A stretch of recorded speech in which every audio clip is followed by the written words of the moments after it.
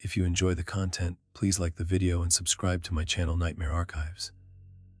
Emily's phone screen cast an eerie glow in the dark. The dim blue light painted the walls of her cramped trailer as she blinked blearily at the screen, her heart pounding from the rude awakening. The notification chime still echoed in her ears. She frowned. What? Her vision adjusted, but the words on the screen didn't change. The familiar interface of her social media app stared back at her, confirming what she didn't understand. Her phone was live streaming from her account. Confused, she tapped at the screen. She hadn't started a live stream. She hadn't even been awake. Her fingers hovered over the screen as she tried to process what she was looking at. The video feed showed a dark room. A faint glow illuminated the bed, where a figure lay curled beneath the sheets. Emily's breath caught. That was her. Her pulse spiked in confusion, her sleep-hazed mind struggling to make sense of it.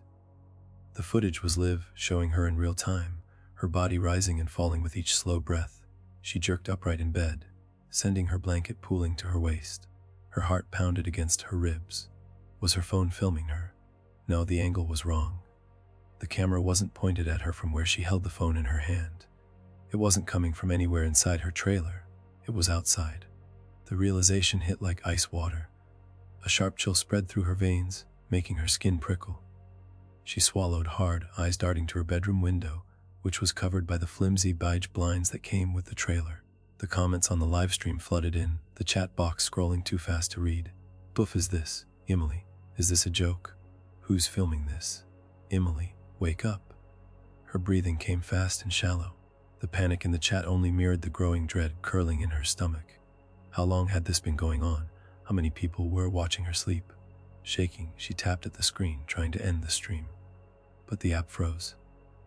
The screen jittered, flickered, but the broadcast didn't stop. Yo, is this real? I swear I just saw movement outside. This is messed up. Someone call the cops. Emily stiffened. Her eyes darted to the video feed again. The live stream still showed her bed, her empty bed. Now, she was sitting up, but the camera hadn't moved. That meant the angle had changed. Whoever was filming, they had moved closer. A cold dread crept over her spine, settling like lead in her chest. The hair on her arms stood on end. Slowly, cautiously, she turned her head toward the window. The blinds were shut. No shadows, no figures. But outside of the gravel shifted. A single soft crunch. Emily's blood turned to ice. That wasn't the wind. That was footsteps. She stared at the window, straining to hear. Her ears rang from the silence pressing against them. Outside, the trailer park was still. No late-night chatter, no humming TVs, no distant highway sounds. Just that one sound. Another crunch. Closer. A fresh wave of panic surged through her as she fumbled for her bedside lamp, flicking it on. Light spilled across the tiny bedroom, washing away the darkness. She held her breath, listening. Nothing. The live stream was still going. She swallowed hard and turned back to her phone.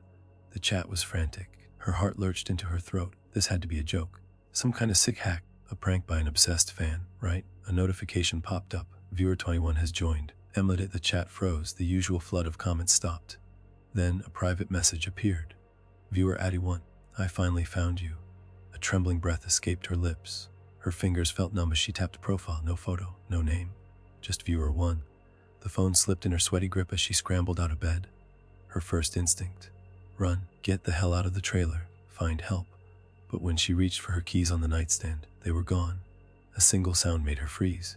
A knock, soft, deliberate, right at her front door. Her entire body seized in terror. Her pulse pounded so hard she thought it might stop her heart altogether. Another knock, closer this time. Slower, then a voice. Mem, you're even prettier up close. Emily choked back a scream. The voice was right outside, in her phone. Her live stream was still going to want to look. She didn't want to see. But her eyes flickered down to the screen anyway. The angle had changed again, no longer filming her window, no longer filming the bed. Now, the camera was focused on her front door, and in the grainy, shadowed frame a figure stood just beyond the porch light, watching, waiting, and then the screen glitched. The knock came again, soft, unhurried, as if the person outside knew she was awake, knew she was listening. Emily's entire body was rigid, her breath locked in her throat. The only sound in the trailer was the hollow pounding of her heart. Her phone screen continued to glow, casting a sickly blue light on her trembling hands. The live stream hadn't ended. The angle had shifted, and now it was focused directly on her front door. The figure on the screen remained still, tall, motionless. Just outside, she swallowed hard, forcing herself to breathe. Her mind screamed for her to run, to move, to do anything except sit there in suffocating silence. But she couldn't. She couldn't make a sound. Then the voice came again. "Emily," the man called, his voice smooth, familiar in a way that made her skin crawl. "I know you're awake. You looked so peaceful, though. I almost didn't want to wake you." Her stomach turned. He had been there, watching her sleep. Her grip on the phone tightened. She had to do something. She forced herself to move, one limb at a time, her muscles screaming as she crawled off the bed. She stayed low, careful to avoid making the floor creak beneath her weight. The trailer was small. The front door was only a few feet away from the bedroom. If he forced his way inside, she would have nowhere to go. She glanced at the window. It was the only other way out. Another knock, harder this time. "I'm sorry if this is scaring you," the voice continued.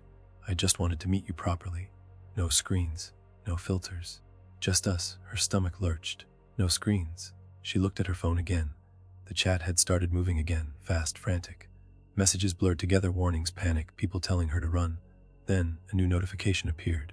"Viewer Ha1 has sent you a message." A chill slid down her spine. With shaking fingers, she tapped the message open. "Don't try to leave. I locked the doors for you." Her breath came out in a ragged gasp. No, that was impossible. She lunged for the front door, gripping the handle, twisting, locked. Her pulse pounded in her ears. She hadn't locked it. She never locked it when she was home. Heart hammering, she stumbled back. The door, the truck. Had he been inside before tonight?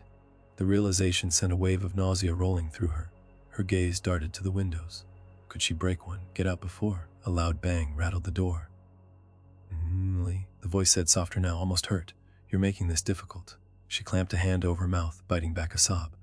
Her phone buzzed. Another message, "Viewer Addy1. You always read my messages. Why won't you answer me now?" Her mind raced. Her past live streams, the endless comments, the occasional fan messages that slipped into her inbox. She had talked to him before, and now he was here. Another bang. The whole trailer shook this time. Panic clawed at her throat. She had to get out. Her eyes flicked back to her phone. The live stream was still going. The figure outside the door remained frozen in place.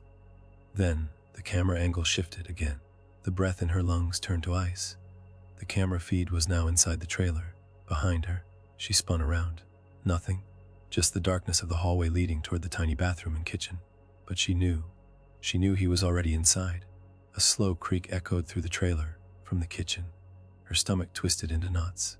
He had been inside the entire time. She backed away from the bedroom door, gripping her phone like a lifeline. Her fingers hovered over the screen, desperate to call 911. The power cut out. Darkness swallowed the room. Emily's breath hitched. Her phone's screen was the only source of light now, flickering in her trembling hands. Then, footsteps. Slow, measured, coming from the hallway. Tears pricked at her eyes. She forced herself to stay silent. If she made a noise, if she let him hear her breathing, it would be over. The footsteps stopped, a long silence. Then a whisper. "You look even better in real life." The air left her lungs in a strangled gasp, a rush of movement. The sound of someone lunging forward. She didn't think, didn't breathe, just ran straight toward the window. She didn't stop to open it, didn't care about the glass. She threw her full weight against it. The glass shattered. Pain lanced through her skin, but she hit the ground running, bare feet scraping against gravel as she bolted into the night. Behind her, she heard him laugh, a deep, breathy chuckle, like he was enjoying this. She sprinted toward the nearest trailer, her neighbor, an older woman who usually left her porch light on. It was dark. Emily pounded on the door, her breath coming in ragged gasps. Please open." The no answer. She twisted the knob. Locked. She turned, frantically scanning the trailer park. It was too quite empty. The world felt wrong. A notification popped up on her phone. "Viewer Kandi1, where are you going? The show isn't over yet." She let out a shuddering sob. Her eyes darted back to her trailer. The door was open now. The darkness inside was deep, endless, waiting. Another message. "Viewer R1. Come back inside, Emily." The chat was exploding again, desperate voices screaming at her through the screen. She turned away from the trailer and ran. Past the empty mobile homes, past the vacant lots. She didn't stop until she reached the edge of the park, where the main road stretched out into the distance. Headlights appeared. A car. She stumbled into the road, waving her arms. The car slammed its brakes, tires screeching. The driver's door opened. A man stepped out. "Jesus, are you okay?" Emily could barely speak. "Please, help me, someone's in my trailer." The man reached for his phone. "I'll call the cops." Just her phone buzzed again. Another message. "Viewer R1, you ruined it." The chat went still. Then, the live stream cut to black. Emily collapsed onto the pavement sobbing. Sirens wailed in the distance. The show was over. For now. The flashing red and blue lights painted the trailer park in frantic color, their glow pulsing against the darkened windows of Emily's home. She sat on the back bumper of the officer's car, a scratchy blanket draped over her shoulders, her entire body still shaking. The officer in front of her, Deputy Harris, according to his badge, scribbled notes in a weathered notepad. He looked up. "You said he was inside the trailer." Emily swallowed hard and nodded.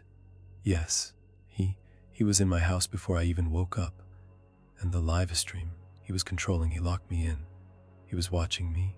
Harris exhaled through his nose, sharing a look with his partner, a younger deputy standing near the front steps of her trailer. "Well, I checked every room," the deputy called over. "No sign of forced entry, no sign of anyone at all." Emily's stomach twisted. "That's impossible. I saw him. I heard him. He chased me." Harris' expression remained unreadable, but the lines on his face deepened. "Miss Carter, I don't doubt that you believe what you saw, but if someone was in there, they're gone now. And there's no sign of any hidden cameras either." Her hands curled into fists beneath the blanket. "Gone. He was just gone." "But the live stream," she fumbled for her phone. "It was all there. The chat, the video, everything, people saw it." She opened the app, her pulse hammering as she scrolled to her saved videos. Nothing. The stream was gone. Erased. She stared at the screen in horror, her breath coming fast and shallow. "No," she whispered. No, it was real. There were thousands of people watching." Her words faltered as a realization chilled her to the bone. He deleted it. Whoever he was, whatever he had planned, he had covered his tracks. "Miss Carter," Harris said softer now, "I'm going to have a unit parked outside for the night. If he comes back, call us immediately. But for now, try to get some rest. She wanted to scream. Instead, she nodded numbly, watching as the officers climbed back into their car, headlights flicking on as they reversed out of the park. She was alone again, except she wasn't, because somewhere out there he was still watching.